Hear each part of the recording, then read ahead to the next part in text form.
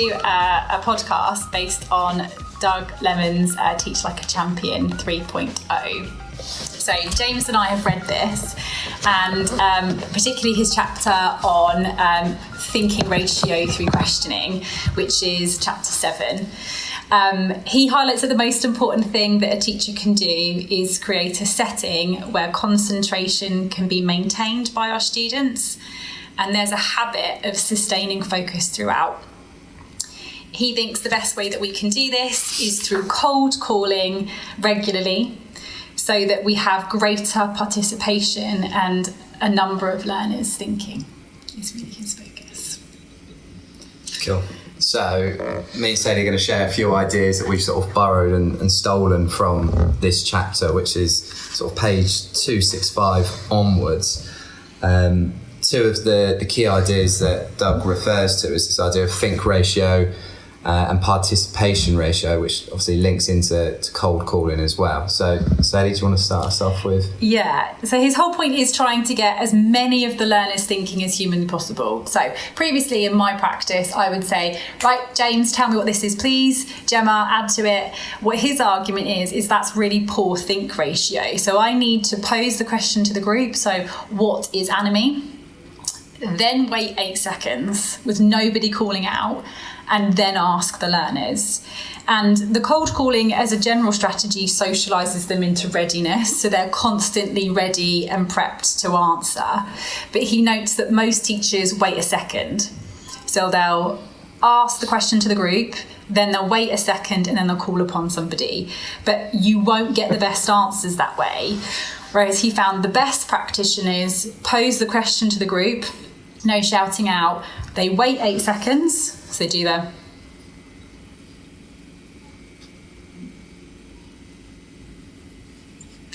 And therefore, then they call upon them. And he argues that means you start with the highest quality answers and you build from there. So I found that previously, as I said, say the name, then ask the question. And since I've been really trying to embed his practice, which is ask the question, then wait the 8 seconds, the responses I get are much better. So I am starting with a much better quality and then bouncing and building from there. And one of the things with that as well is linking to that participation ratio. So quite often if you say, Sadie, tell me the answer to this question, Sadie is the only one now in the whole class that is actually thinking, but at the same time that does put Sadie under a bit of pressure as well. So some of the sort of research looks at how we can encourage that process of sharing ideas and not just going, I don't know, ask someone else. So that idea of ask the question, wait 8 seconds, everyone's now thinking actively, thinking quite detailed about what their answer's going to be, and they're expecting, that could be them that's then cold called rather than just, picking on Sadie, just want an answer there. So that links into having quite a high participation ratio, which is really important if we want everyone thinking and everyone to sort of develop an answer, or everyone to be sort of ready to extend an answer potentially as well. Definitely. Yeah, I mirror that, because if they already know it's them, what I've realised from reading his book, if they already know it's them, then the others think, I've got a couple of seconds, and they know that I'll probably come to them anyway, but they do think they can get a moment off. Whereas actually, if they all have to be prepped and ready, it increases the participation, increases the enthusiasm. He also notes a really good point that the extra time allows learners to overcome any doubts. So one of the really nice strategy he suggests is right, can anybody in this room put your hands up if you could confidently tell me, please, what we mean by strain theory? And then you wait the 8 seconds. So I can see James is up, I can see 4 of you, 6 of you, okay, a couple of you are coming in, and then call upon them. And that doesn't mean the learners that haven't got their hands up don't get questioned. It's just you're giving them enough time. And he notes that they overcome their doubts. They think, do I know strain theory? I think it's that. She's probably going to ask me to give an example, so I think of that.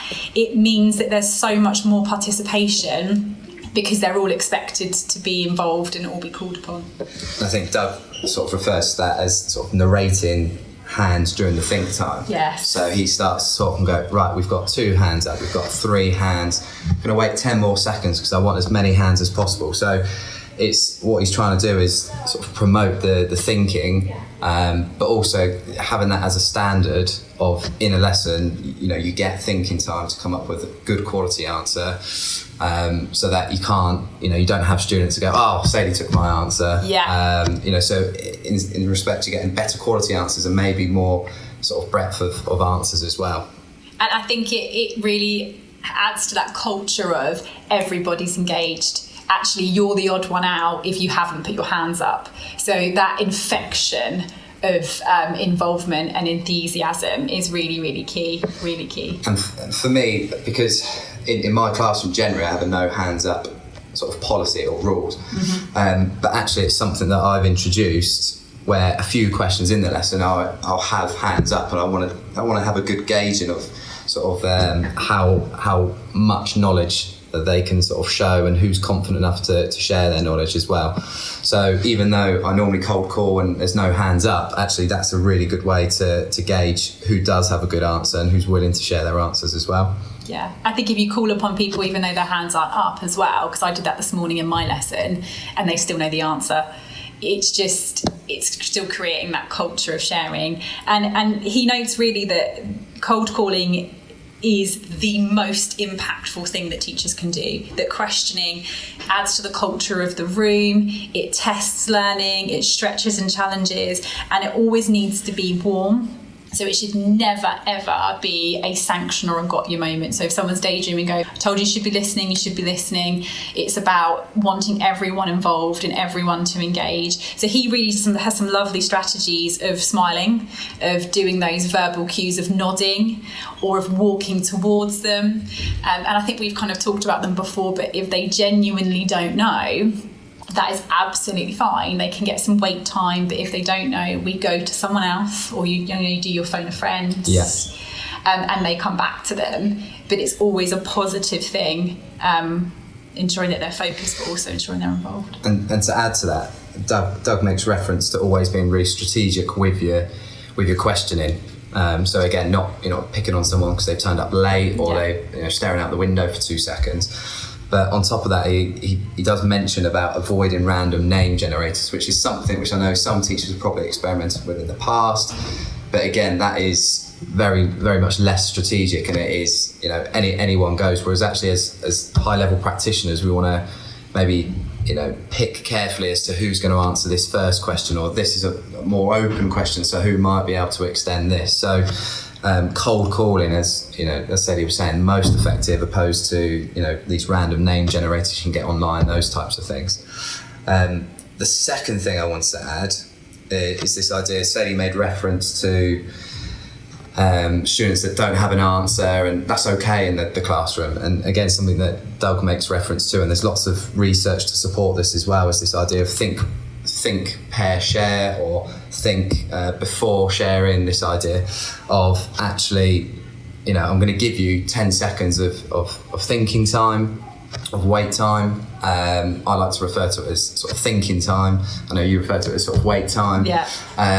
But in that time where they can discuss ideas, and then as a result they might have 2, 3, 4 ideas, might be able to build some more ideas, and that often helps with this idea of we're going to cold call, but actually everyone has participated now, everyone's discussed, so I can go to anyone in the classroom to start this discussion off, and then we can go to somebody else to sort of extend this answer, or to come up with a counter argument, or to say why they don't agree, that type of thing.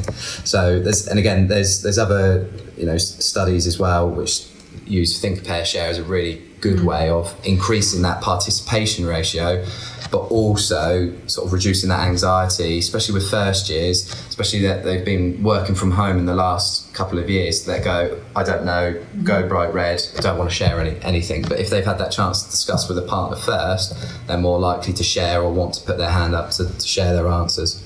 it's really good scaffolding as well. So I think, particularly since I've observed you and popped in on your lessons, that if I say to the group, right, remind me what this is, and I'm questioning them, and it is clear that there is a gap in their knowledge, that it's been forgotten, say, right, you have 60 seconds, turn and share, you're going to find the answer for me, please, 60 seconds, you're going to write on your board, and then come back. So again, it's always about establishing the gaps, and using the turn and share is a really good way to scaffold and support, particularly, like you say, for those weak learners, but that weak learners at that moment, really. The other thing I think is really interesting that he suggests as well is this kind of choral response.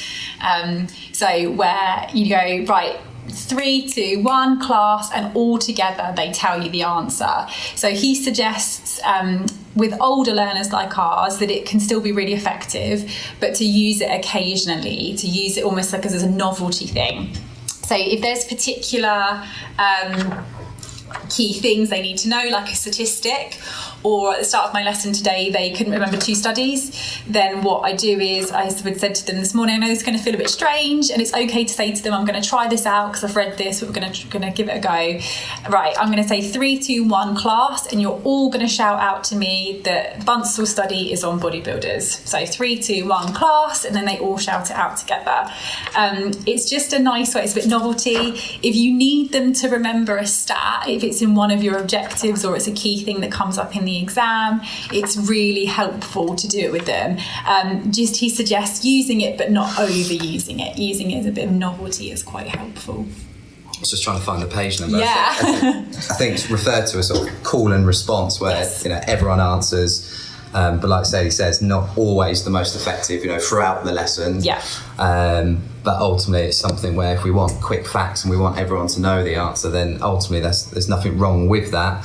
But at our sort of level, we might have some students that think, we're going back to primary with this as well. But something to maybe experiment within lessons there. Sort of building on that, Sadie, we were talking about this beforehand in terms of the way that we sort of front load our questions as well. So with that example, you were saying, in 3 seconds, I want a choral response, or I want everyone to tell me the answer.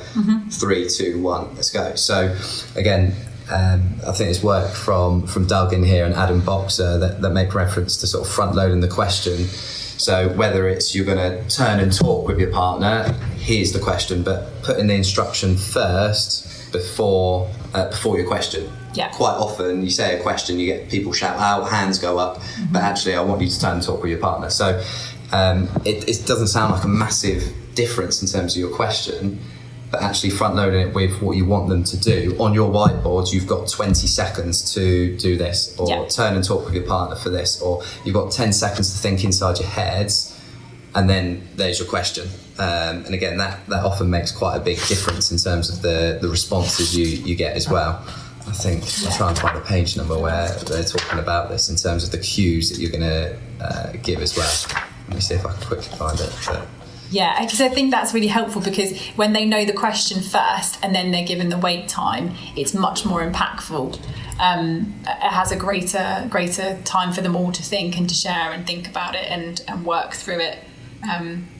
That's quite helpful. So that's page 310, 311 in the book, which is quite useful. They refer to it as the means of participation. So am I going to cold call? Is this a call and response where I get the whole group to respond?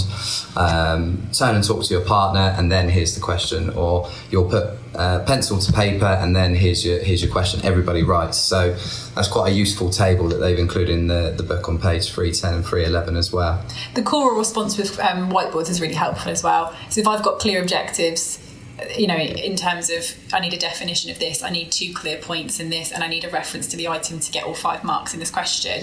Those are my objectives. Then I'll do a choral whiteboard response. Right, got 5 seconds, I want on the whiteboard, what's this? Once you've got the answer, you can sit down. And I think I've showed it before, but it really came from Sean O'Toole, and it's he calls it a flash quiz. So I play Flash Gordon in the background really loudly, and then those objectives are met, because actually, and a similar thing to Tom Sherrington, to refer back to other research, he's like, if you wanted students to abseil down a cliff, you wouldn't check one of them knew how to abseil down a cliff. you would check every single learner in the room knew how to abseil down a cliff. So we do that by doing those core responses by things like whiteboards or sharing in pairs, and then they all show on their whiteboards that they've clearly learnt the objective, so we can move on. Yeah, definitely. I think that one of the final things to note as well, with the think ratio for me, it's one of the idea of, I don't know, at the beginning of my sort of career with teaching and questioning, it was very much, right, I'm going to wait, and it used to be like a 5-second rule all the time. So it'd be 5 seconds, 5 seconds, 5 seconds. But within the book, they make it quite clear as to actually, if you want really detailed answers, then ultimately the think time or the wait time might need to increase, whereas sometimes where I want just a rapid answer, everyone should know this, and it's more of a closed question, or it might be more factual information, then actually the think time might only be 5 seconds, but you make reference to making it predictable within your classroom, and creating the standards and the expectations of, right, now you've got 20 seconds to turn and talk with your partner because I want some good answers. So that was one of the things I sort of picked up on as well, which I think is really useful for us to be able to demonstrate in order to get some really good quality answers. So that, again, relating back to that think ratio. Yeah. It's really helpful. We've purposely tried to kind of do this as a podcast because it's an incredible book with such helpful strategies. It's so time consuming. It's literally a Bible to read through. So yeah 500 odd pages. Of good strategies, but still quite tricky. If you think of anything, particular areas of research that you maybe want us to review and come up with, let us know to either help support your triangles or just things that you're interested in. Thanks so much. Awesome. Cheers, guys. Bye.